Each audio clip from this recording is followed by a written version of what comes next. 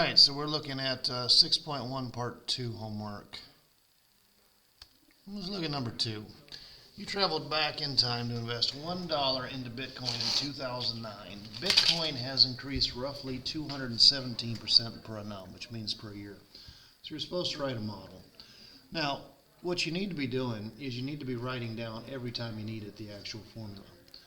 This is y equal, I'm saying y equals. This is that the amount after time passes is the principal times 1 plus r to the t, because this is a growth formula. And now we're going to throw some stuff into it. This would be your principal, all right? This is your rate, which as a decimal is 2.17. So your model is simply that the amount after time passes is 1, which would be understood. You don't actually have to write it, times 1 plus 2.17 to some time. Now, one of the things that annoys me is that kids leave it as 1 plus 2.17. Like, don't be that kid. In fact, you don't even need the 1. 1 plus 2.17 is 3.17. They're acting like they can't add 1 and 2 together. Like, are you that slow? For real?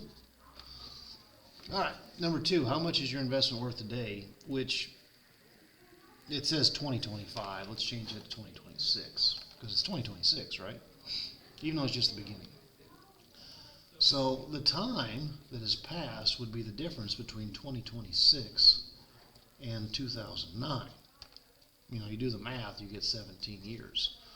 So the amount in 17 years from when you invested 2009 is simply that 3.17 to the 17th power, which is a big number, by the way. It is. That means you're taking 3.17 and you're multiplying it by itself 17 times. So it's going to be pretty big. Now this is money, so we'll go nearest dollar and cent. Let's see here, 329 million.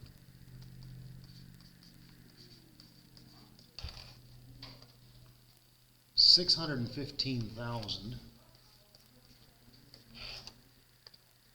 372, and then there's 30 cents, so I'm going to include that decimal. If the trend continues, when will your investment be worth $1 million? So this $1 million goes into the amount after time passes. You are required to show your setup. $1 million equals 3.17 to some unknown time, because I don't know what the time is. What we're going to do is we're going to place this in Y1, we're going to place this in Y2, and we're going to play with the window. And it's going to take a while to hit $1 million, all right? Sorry, not $1 million. That was $1 billion, wasn't it? I'm missing some zeros. It was $1 billion. 1, 2, 3, 1, 2, 3, 3 more zeros. You know, I almost got into Bitcoin in 2011. I really thought, I don't know why I didn't. I guess I was just being lazy. Because that was back when you could do the mining on your own computers. You didn't have to have all this special processing power that they require now. Why didn't I do it? Why didn't I do it? I wouldn't be teaching you. That's for sure. You might be happy about that. I don't know. All right, we got 3, 6. Boy, I'm off here. 3, 6. Looks like I need another one. Yeah, it's 9 zeros.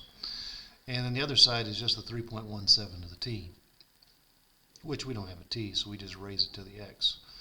Assume 6, you do it anyways. It's useless because you're going to have to look a billion units into the sky and then some. And you're also going to have to look farther to the future because the xy axis on a T84 only goes out 10 years.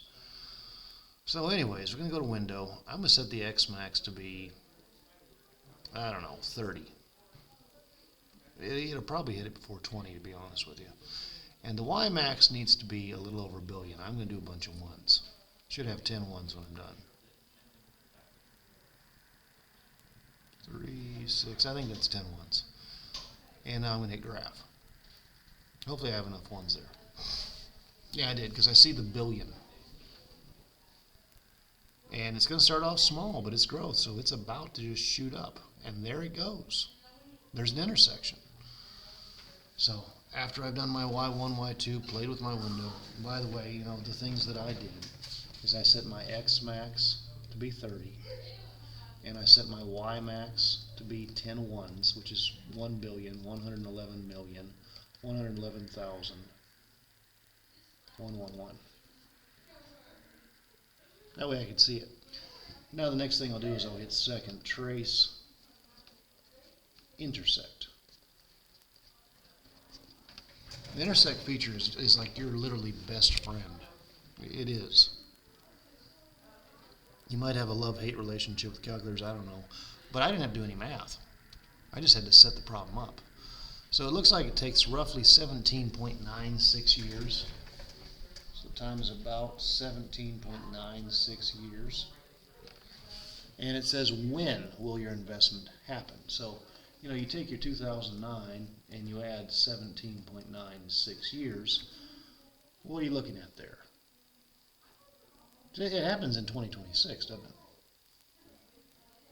It doesn't happen in 2026. Well, it happens at the end of 2026.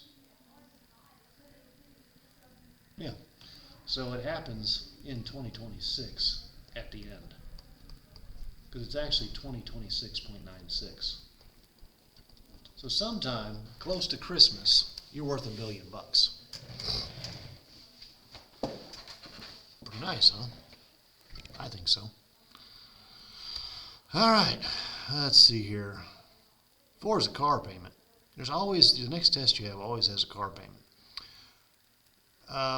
This is not the correct formula that I'm going to do with y'all, because the correct formula is a little bit harder. But you're about to buy your first car. You will need to borrow $10,000. The terms are 5.9% interest compounded yearly for 3 years. What will your monthly payment be? Okay, so let's figure this out. So obviously the amount you owe is growing. And again, this is not kind of the correct deal for car payments, but it gives you a gist of how it works. So the amount after time is your principal times 1 plus r to the t. There's your formula. I'm going to borrow $10,000. There's my principal. 1 plus, as a decimal, 0.059. And then to the t. Now let's clean this up. 10,000 times 1.059, and the time is 3. That's how I'm going to figure it out. That's how much money I'm going to owe. And that actually assumes that you don't make any payments. That's why I said this isn't quite right. And it's not quite right, but it gives you an idea of how this kind of stuff works. The actual formula for this is a little more complex. I'll teach it to you next year if you take me in pre-calc. If you don't take me in pre-calc, then I won't teach it to you. So anyways, after 3 years, the amount owed has grown to $11,876.48.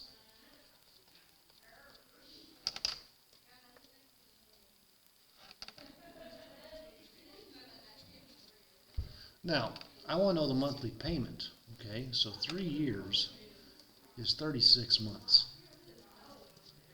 So I'm going to take this and I'm going to divide it by 36.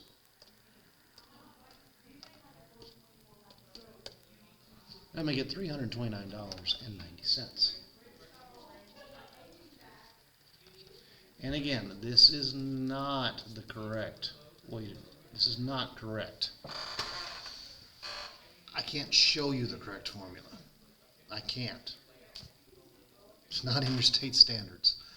But I want you to get an idea of how payments actually work. It's close to the correct amount, I promise you. It's only a couple bucks off. I do promise you that.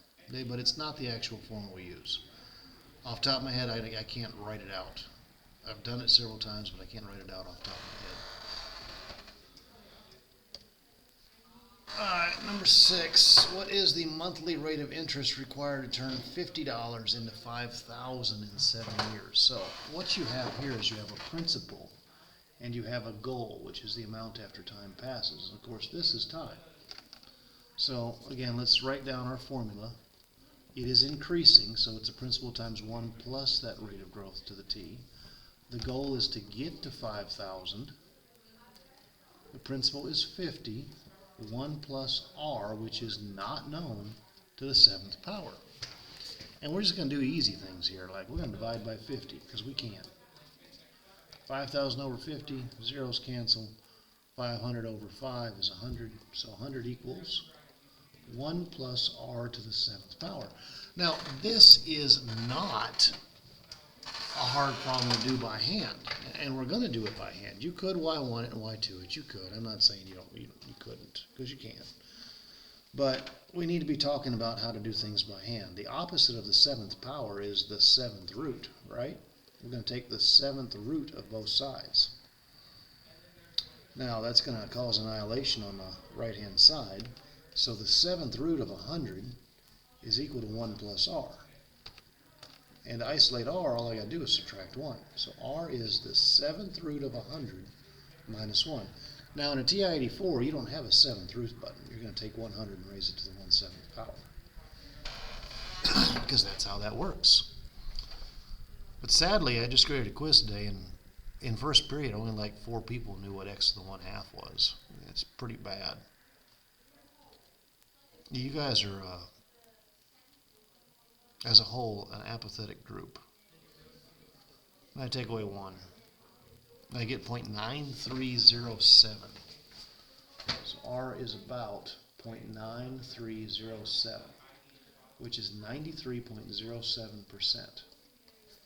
93.07% interest. Take my money. Just shut up and take my money. For real. I'm not doing number 8. See if y'all figure that out. Here's some old stuff to do. I'll be right back. I'm going to pause real quick. And I'm back. So this is old stuff. It is. We've done it before. I think I'll do 1 and 2. If f of x is a half of x minus 3 and g of x is 2x plus 5, what is g of f of 4? G of f of 4. And again, we start here. So off to the side, if I want to find f of 4, I'm going to let x be 4. Everywhere I see an x, I'm going to be a 4. It's 1/2 of a 4 minus a 3. A half of 4 is 2. 2 minus 3 is -1. You know, when I grade your stuff, I'm alarmed at how many kids miss this, because this used to be the easy stuff. This used to be the stuff that 99% of your students got right. Like, they were happy to see this stuff, because it's easy. It's -1. So what I've done is I've figured out that this piece inside is -1, so now my new goal is to find g of -1, which means I'm going to let that x right there be a -1. Twice a -1, add 5. That's -2 plus 5, which is 3, and that's my answer. Choice 3, which is oddly enough 3. You got to show your work too, kiddos. All right, look at the next one, g of h of -8. Oh, I thought it was harder than that. Well, that's pretty simple. This is all pretty simple. But anyways, I said I'd do it, I'll do it. So I'm going to work my way out. I'm going to start with h of -8. h of -8 is 1/2 times a -8, take away a 2. Half of a -8 is a -4. -4 minus 2 is -6. So this piece becomes -6. So now my goal is to find g of -6. So 1/2, -6, and then add 8. Half of -6 is -3. If you add 8, I think you're sitting pretty at 5. That's if you know how to add. I don't know if you do or not. All right. Last one. These are the harder ones. They are. Don't be too scared of them, though. They're really not that bad. 1 is easy. 2 is pretty easy. 5 and 6 are a little rougher. They are, just a little bit. 5 and 6 are a little rougher. So let's do 2 and then maybe 6. All right, you're supposed to find f composed of g composed of x. Now, g of x is x minus 9. So you're actually supposed to find f of x minus 9, which means that every x you see in f becomes x minus 9. So f of x minus 9 is 3 times x minus 9 minus 5. That's 3x minus 27, because you know about that distributive property. Take away 5, so 3x minus 32. Choice 3 again. It's odd. Wonder if 6 is going to be choice 3. And 6, I think, is a harder one, but even it's not that bad. This is f of g of x, which means you're finding f of x plus 5, because that's what g is, which means that every x I encounter is going to become x plus 5. Now, if you're going to square something, you're going to write it twice, so I'm just going to do it right then and there. Minus 3, and x is encountered, she becomes x plus 5, and then plus a 1. So, you know, we do some FOILing and stuff like that on x plus 5 times x plus 5, and we get x squared plus 10x plus 25. And make sure you know how to FOIL. Distributive property, minus 3x minus 15, then add 1. Next move, double everything. 2x squared plus 20x plus 50, and then minus 3x minus 15 plus 1. Let's see here. Every choice has a 2x squared. 20x minus 3x is 17x, gone. 50 minus 15, I believe, is 35. Add 1 back, 36. Choice 1. Easy peasy, lemon squeezy. And there's a little bit of your homework off of 6.1 part 2.